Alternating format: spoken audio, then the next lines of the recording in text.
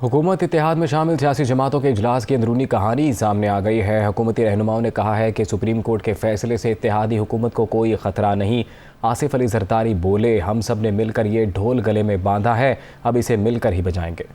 हुक्मरान इत्तेहाद में शामिल जमातों का इजलास, नवाज शरीफ की वीडियो लिंक के जरिए खुसूसी शिरकत। नवाज शरीफ, आसिफ अली जरदारी और मौलाना फजलुर रहमान फौरी इलेक्शन न कराने पर मुत्तफिक। जराये के मुताबिक इजलास में साबिक सदर आसिफ जरदारी ने कहा कि हम सब ने मिलकर ये ढोल गले में बांधा है, अब इसे मिलकर ही बजाएंगे। नवाज शरीफ ने कहा कि इमरान खान के जलसों से परेशान ना हो, हम इनसे बड़े जलसे करेंगे। इत्तेहादियों ने वजीर आजम शहबाज शरीफ को बड़े फैसले करने का भी मुकम्मल इख्तियार दे दिया। हुकूमती रहनुमाओं ने कहा कि सुप्रीम कोर्ट के फैसले से इत्तेहादी हुकूमत को कोई खतरा नहीं। दूसरी जानिब इजलास में फैसला किया गया कि इमरान खान के खिलाफ जहाँ भी करप्शन का कोई सबूत मिला, फौरी कानूनी कार्रवाई होगी, जबकि सख्त माशी फैसलों पर तमाम शराकतदारों को इत्मीनान में लिया जाएगा। इस हवाले से कौमी सलामती कमेटी का इजलास भी बुलाने का फैसला किया गया है, जिसमें अस्करी क़यादत के सामने खुलकर माशी सूरत-ए-हाल रखी जाएगी।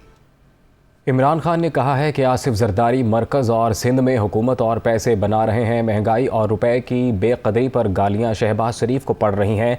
शरीफ बरादरान फंस गए, आगे समंदर पीछे इमरान खान खड़ा है। अवामी समंदर इम्पोर्टेड हुक्मरानों को बहा ले जाएगा। शहबाज शरीफ के केसेस वहीं से शुरू करेंगे। सुप्रीम कोर्ट का शुक्रिया, लोटों को फारिग करने के साथ जलील भी किया। गुजरावाला जलसे में चेयरमैन PTI ने मरियम नवाज को भी तनकीद का निशाना बनाया। जरदारी बड़ा खुश है, सेंटर में भी बैठा हुआ है, सिंध भी संभाला हुआ है, पैसे भी बना रहा है और गालियां शहबाज को और नून लीग को पड़ रही हैं। वाकई जरदारी, तुम नून लीग पे भारी हो।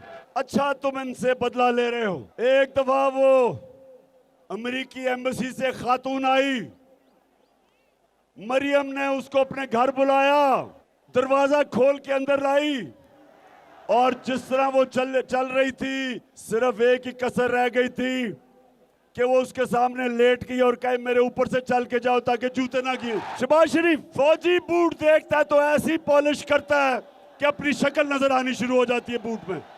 रुपया गिर रहा है, महंगाई बढ़ रही है। अब ये दोनों भाई सोच रहे हैं कि करें क्या, फंस गए। आगे इनके समुंदर है, पीछे जाते हैं तो सारी पाकिस्तानी अवाम को लेके इमरान खान खड़ा है। दोनों भाई कान खोल के सुन लो, तुम्हारा वक्त आ गया। इस्लामाबाद में अपनी आंखों से देखोगे, एक अवाम का समुंदर आएगा और तुम सबको ले जाएगा। शहबाज शरीफ गलत फहमी में ना रहना। FIA में और बड़े बड़े जबरदस्त इन्वेस्टिगेटर्स हैं।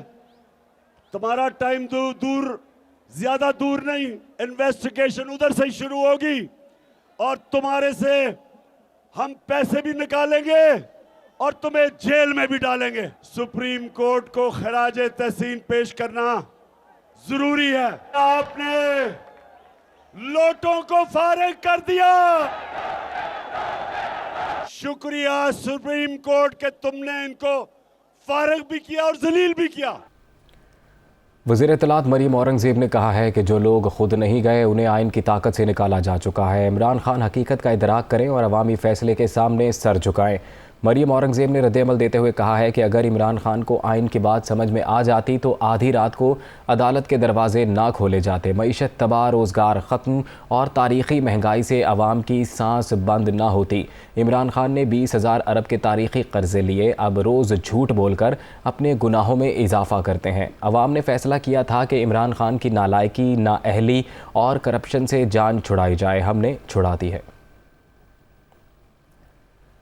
साबिक वज़ीर दाखिला शेख रशीद का कहना है कि वफाकी हुकूमत एक वोट पर खड़ी है जो कायम नहीं रहेगी। इस वक्त ये इदारों से मुद्दत पूरी करने की भीख मांग रहे हैं। FIA में शहबाज शरीफ और हमजा समेत दीगर के केसेस वापस लेने की तैयारियां हो रही हैं। आसिफ जरदारी ने नून लीग को वहाँ डुबोया जहाँ पानी भी नहीं है। वो रावलपिंडी में मीडिया से गुफ्तगू कर रहे थे।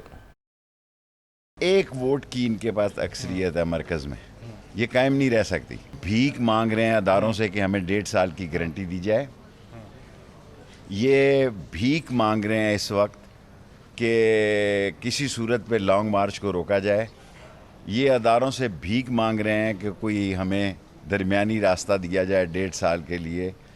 ये भीख मांग रहे हैं जो कह रहे थे वोट को इज़्ज़त दे, इन्होंने वोट का रेट जो है 25 करोड़ रुपया लगाया है। आसफ जरदारी ने इन्हें वहाँ मारा है जहाँ पानी ना मिले। निगरान वजीर आज़म के लिए मईशत दानों के इंटरव्यू पिंडी इस्लामाबाद में हो रहे हैं। खुदा को बावजू गवाह बना के कहता हूँ कि FIA को कहा जा रहा है कि हमज़ा शहबाज और शहबाज शरीफ और आसफ जरदारी फरियाल इनके केसेस के विड्रॉल तैयार हो रहे हैं, लेकिन कान खोल के सुन लो, अदारे सोए हुए नहीं हैं, बेखबर नहीं है, बाखबर हैं। वज़ीर आला बलूचिस्तान के खिलाफ तहरीक दम एतमाद जमा करा दी गई। जाम कमाल का कहना है कि अब्दुल क़ुद्दूस बज़िंजो से तवक्कुआत बहुत ज़्यादा थीं, गैर संजीदा गवर्नेंस को हम बर्दाश्त नहीं कर सकते। यार मोहम्मद रिंद का कहना है कि सूबे में करप्शन इंतहा पर है, लाइन ऑफ ऑर्डर की सूरत हाल तशवीशनाक है। जाम कमाल अब फरिश्ता नज़र आते हैं।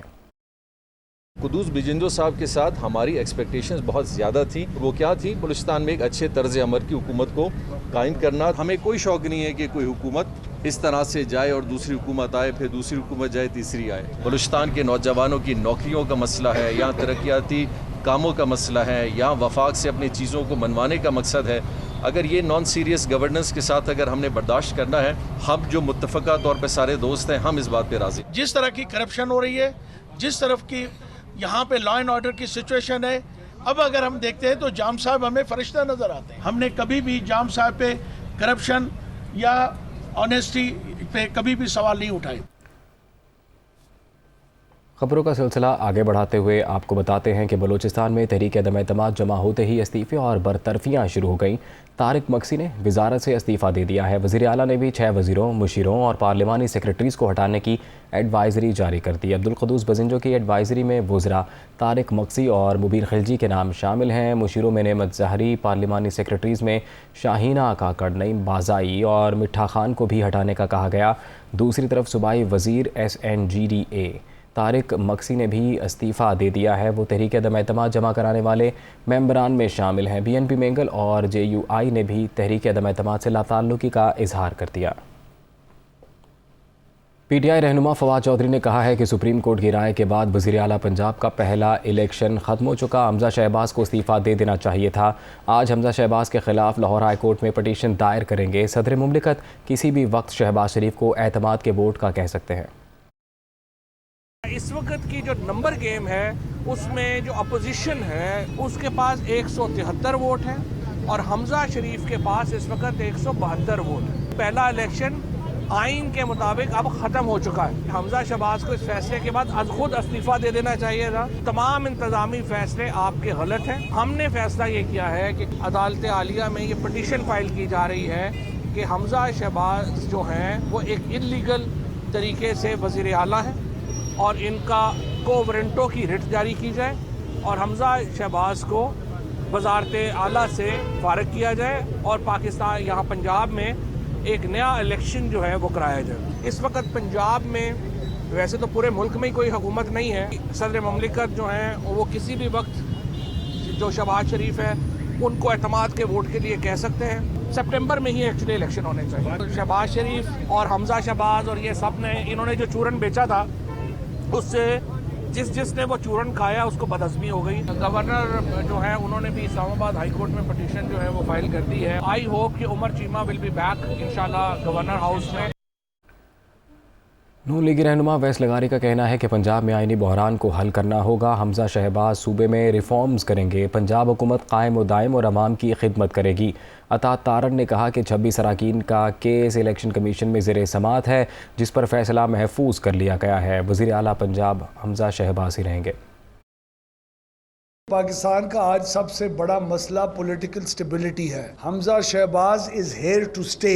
वो इंशाल्लाह इस सूबे को न सिर्फ रिफॉर्म करेंगे बल्कि जितने भी जो अहम इक़दामात उठाने होंगे इसकी मुकम्मल एक एडमिनिस्ट्रेटिव जी तनज़्ज़ुली को से रोकने के लिए वो भी उठाएंगे, रिफॉर्म के इक़दामात भी उठाएंगे। ये हुकूमत कायम दायम रहेगी और आवाम की खिदमत करेगी। केस इस वक्त 26 MPs का इलेक्शन कमीशन के सामने जो ज़ेर समात था उसका फ़ैसला महफूज कर लिया गया है। तहरीक इंसाफ का केस ये था कि इन 26 अरकान ने पार्टी की डायरेक्शन के ख़िलाफ़ वोट दिया है और इनको डी सीट किया जाए और इनका वोट ना काउंट किया जाए। तो हमारे वकील ने कहा कि जी अगर ये मीटिंग हुई है तो ये इमरान खान साहब की तरफ से एफिडेविट जमा कराएं, ज़बानी बात नहीं चलेगी। इलेक्शन कमीशन से तहरीक इंसाफ की वकला ने मोहलत मांगी और कहा कि ये हल्फनामा हम 2 बजे जमा कराएंगे। 2 भी बज गए, हल्फनामा ना आया। 2:30 बज गए, हल्फनामा ना आया। समाअत को मुलतवी करना पड़ा। वज़ीर-ए-आज़म शहबाज शरीफ ने कहा है कि शरपसंद अनासिर को कराची का अमन व अमान ख़राब करने की इजाज़त नहीं देंगे। वज़ीर-ए-आज़म शहबाज शरीफ से वज़ीर आला सिंध मुराद अली शाह ने मुलाकात की, जिसमें वज़ीर-ए-आज़म को सिंध के इंतज़ामिया अमन व अमान की सूरत हाल पर तफसीली ब्रीफिंग दी। वज़ीर-ए-आज़म को कराची में गुज़िश्ता दिनों रोनुमा होने वाले दहशतगर्दी के वाक़यात पर भी ब्रीफिंग दी गई। इस मौके पर वज़ीर-ए-आज़म ने कहा कि शरपसंद अनासिर को कराची का अमन व अमान ख़राब करने की किसी तौर इजाज़त नहीं देंगे। मुलाकात में इत्तफ़ाक़ किया गया कि कराची की तरक्की व खुशहाली के लिए वफाकी और सूबाई हुकूमत भरपूर ताउन से काम करेगी। सिंध में 9वीं और 10वीं के इम्तहानात मजाक बन गए। बोर्ड नकल और पेपर आउट होने को रोक ना सके। कराची, नवाबशाह, लाड़काना और मीरपुर ख़ास में पेपर वक्त से पहले सोशल मीडिया पर वायरल हो गए, जबकि नकल का रुझान भी अरूज पर रहा। हर इम्तहानी सेंटर पर खुलेआम नकल की गई। लाड़काना में उर्दू और सिंधी ज़ुबान के सवालिया पेपर्स मुख्तलिफ व्हाट्सएप ग्रुप्स में गर्दिश करते रहे। बाज़ शहरों में बिजली की लोड शेडिंग के बायस तलबा को मुश्किलात का सामना रहा।